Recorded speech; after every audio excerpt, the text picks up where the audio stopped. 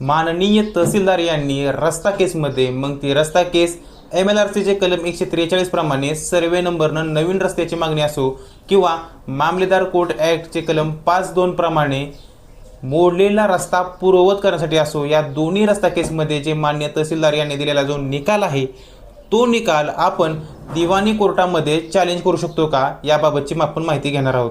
कारण बऱ्याच वेळा असं होतं की आपला रेव्हेन्यू डिपार्टमेंटवरती विश्वास नसतो, कारण महसूल खात्यामध्ये आपल्याला असं वाटतं की जे निकाल दिले जातात ते मेरिटवरती जात नाहीत, केसच्या जे फॅक्ट्स आहेत, जे तथ्य आहेत त्याच्यावरती दिलं जात नाही. म्हणून आपल्याला असं वाटतं की आपला विश्वास हा दिवाणी कोर्टावरती आहे.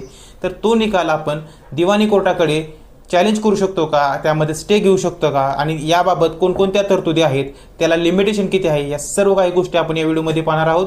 तर व्हिडिओ संपूर्ण बघा. चला तर मग पाहूया.